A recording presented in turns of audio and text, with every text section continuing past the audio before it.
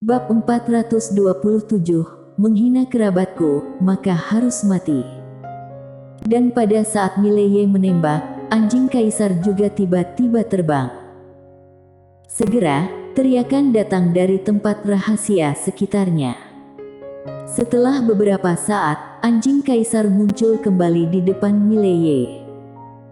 Secara rahasia, semua master yang dibawa oleh pemuda itu dibunuh, termasuk seorang master suci. Gerakan di sini tidak kecil, sehingga dengan cepat menarik perhatian master yang tak terhitung jumlahnya, tetapi mereka tidak berani datang. Di dalam kotak, pemuda itu menatap Mileye. "Mileye, apakah kamu tahu apa yang kamu lakukan, kamu?" Mileye tiba-tiba memasukkan pedang ke mulut pemuda itu, dan saat berikutnya, darah terciprat dari mulut pemuda itu. Lidahnya telah dihancurkan oleh pedang Mileye. Pemuda itu berteriak histeris, hendak lari, namun dua sinar pedang disematkan tepat di punggung kaki. Di samping, Yuna benar-benar terpana. Mileye duduk, dia mengambil teh spiritual di atas meja, menyesapnya, dan berkata sambil tersenyum, "Teh yang enak." Sambil mengatakan itu, dia melirik pemuda itu tidak jauh. Pemuda itu menatapnya dengan kesal, dengan wajah seram seperti setan. Mileye tersenyum dan berkata, "Biarkan aku menebak, kamu datang kepada aku, itu jelas bukan ide kakek kamu. Jika itu idenya, dia pasti tidak akan mengirim orang tidak berguna seperti kamu." Pemuda itu menatap Mileye dengan getir, mencoba mengatakan sesuatu, tetapi tanpa lidahnya, dia tidak bisa mengatakan apa-apa. Mileye menambahkan, "Kamu sengaja membuatku marah, kamu ingin aku menembak dulu, lalu kamu bisa menembakku dengan alasan yang logis. Tidak hanya itu, aku menembak di sini, aku pasti melanggar aturan kamar dagang pusaka. Kamu menembakku, kamu berada di posisi yang besar dari sisi manapun, betul?" Mengetahui bahwa pemuda itu tidak bisa menjawab, Mileye berkata lagi, "Sekarang, mari kita lihat apakah kakekmu akan membalaskan dendammu. Ngomong-ngomong, izinkan aku memberitahu kamu satu hal, apapun yang terjadi selanjutnya, kamu pasti akan mati, aku dapat meyakinkan kamu tentang itu." "Iya." Pada saat ini, sebuah suara terdengar dari pintu yang jauh, dan segera, seorang wanita masuk. Wanita itu mengenakan rok daun teratai dan memegang kipas lipat di tangannya. Setelah dia masuk, dia duduk tepat di depan Mileye. Nada suara tuan muda Ye tidak biasa. Mileye tiba-tiba menunjuk, seberkas cahaya pedang melesat tepat ke arah pemuda itu, sangat cepat, namun untaian cahaya pedang itu berhenti sekitar 10 inci di antara kedua alis pemuda itu, karena terhalang oleh kipas lipat.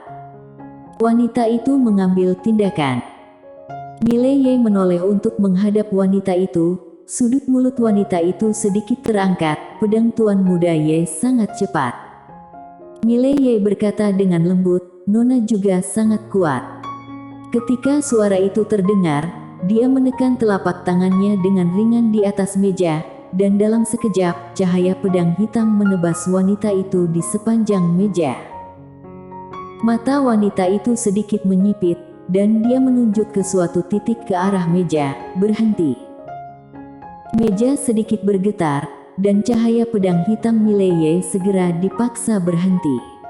Namun, ekspresi wanita itu berubah. Dia berbalik untuk melihat pemuda itu. Pada saat ini, kepala pemuda itu telah jatuh ke tanah. Mata wanita itu sedikit menyipit, dan dia berbalik untuk melihat Mileye. "Apakah tuan muda Ye selalu bertindak tegas seperti ini?" Mileye menggelengkan kepalanya, dia kasar, "Pantas mati." Wanita itu tersenyum dan berkata, "Tuan muda Ye, tahukah kamu berapa banyak orang yang ingin kamu mati sekarang?" Mileye mengangguk, "Ya, tapi aku masih hidup." Dia berkata, menghadap wanita itu, "Aku datang ke kamar dagang pusaka untuk berbisnis, bukan untuk membunuh orang. Namun, keramahan kamar dagang pusaka mengecewakan aku." Wanita itu menatap langsung ke arah Mileye. "Kamu sangat sombong, aku ingin membunuhmu karena kamu sombong." Mileye menoleh untuk melihat anjing kaisar. Berapa banyak master suci dalam kegelapan? Anjing kaisar berkata, 3. Mileye mengangguk, "Bunuh satu dulu." Suara Mileye terdengar, dan anjing kaisar langsung bergegas keluar.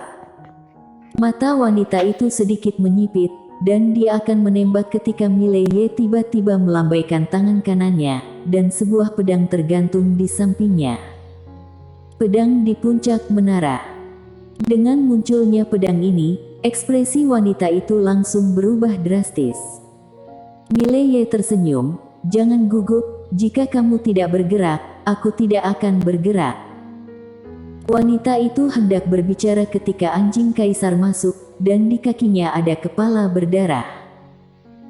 Meskipun anjing kaisar juga seorang tingkat suci, master tingkat suci manusia pada umumnya bukanlah lawannya sama sekali.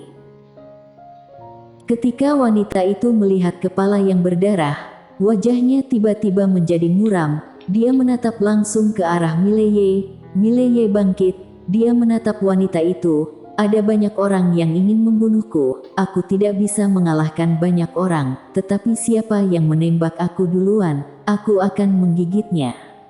Sekarang, aku di kamar dagang pusaka, dan harta itu juga ada padaku. Biar kutanyakan, apakah kamar dagang pusaka menginginkannya?" Wanita itu menatap Mileye, dan pada saat ini, dia ingin menembak. Namun, dia menahan diri. Karena seperti yang dikatakan Mileye, ada terlalu banyak orang yang ingin menyerang Mileye sekarang.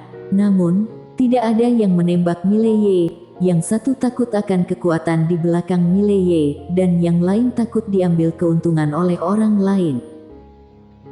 Meskipun kamar dagang pusaka juga tertarik dengan harta karun di tubuh Mileye, mereka tidak pernah berpikir untuk menyerang Mileye saat ini, dan tuan muda kedua sebelumnya sebenarnya melakukannya tanpa izin dan ingin memberikan kontribusi. Mengetahui hal ini, kamar dagang pusaka langsung menyuruhnya untuk menghentikannya, tapi dia tidak menyangka Mileye akan melakukan hal seperti ini. Dan dia tidak menyangka Mileye pada saat ini akan memprovokasi kamar dagang pusaka. Tidak, itu harus disebut tantangan. Jika kamar dagang pusaka menembak Mileye, maka yang untung pasti orang luar, karena dari sudut pandang saat ini, pendukung Mileye ini pasti tidak mudah. Dan jika dia tidak melakukannya, dia tidak tahan.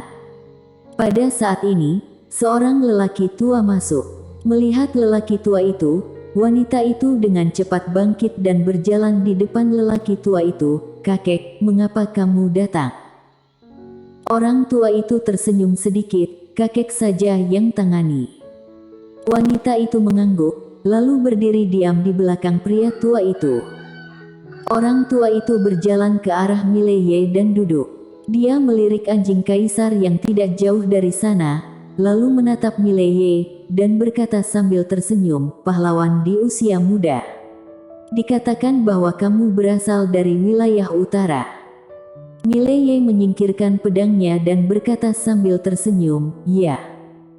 Orang tua itu berkata dengan lembut, "Wilayah utara kalian pernah menghasilkan bakat bernama Mudaoi, yang sangat luar biasa saat itu. Kamu tidak lebih buruk dari dia." Mileye tersenyum dan berkata, "Aku tidak berani membandingkan diri dengan seniormu." Orang tua itu melirik mayat pemuda itu di lantai dan berkata sambil tersenyum, "Bukan hal yang baik bagi orang muda untuk tertindak kejam." Mileye terkekeh dan berkata, "Langit dan bumi bisa bersaksi, aku datang ke kamar dagang pusaka hanya untuk menjual barang, dan aku tidak bermaksud menjadi musuh kamar dagang pusaka." Orang tua itu berkata, "Kamu membunuh seseorang."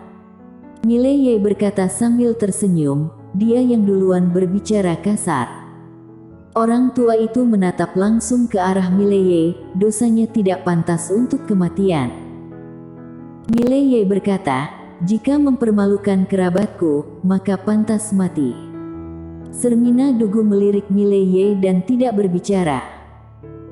Lelaki tua itu memandang Mileye cukup lama, akhirnya dia tersenyum dan berkata, "Kamar dagang pusaka telah berada di dunia surga selama hampir 20.000 tahun. Aku telah menghadapi segalanya, tetapi kami tidak pernah takut." Mileye berkata dengan lembut, "Artinya senior ingin bertarung." Orang tua itu tersenyum dan berkata, "Kamu telah melakukan begitu banyak, kita tidak bisa tidak bertarung." Mileye sedikit mengangguk, "Kalau begitu bertarunglah." Mengatakan itu, dia berbalik untuk melihat anjing kaisar, panggil seseorang. Panggil seseorang. Pria tua itu menyipitkan matanya dan tidak mengatakan apa-apa. Anjing kaisar sedikit bingung. Panggil seseorang. Siapa yang dipanggil? Panggil hantu. Pada saat ini, Mileye tiba-tiba tersenyum dan berkata, "Ayo bermain dengan kamar dagang pusaka."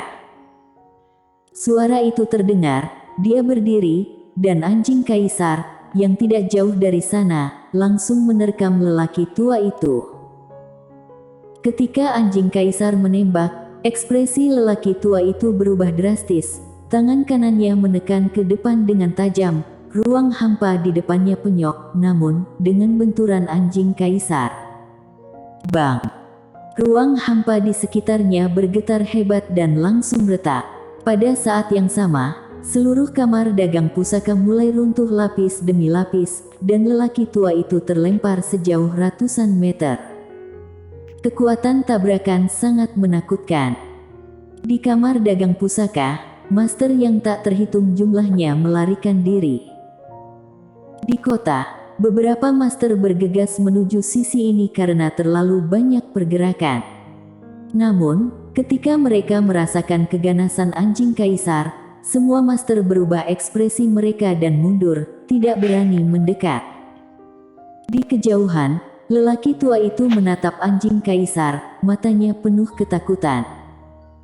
Anjing kaisar hendak memulai ketika 5 aura kuat muncul di sekelilingnya.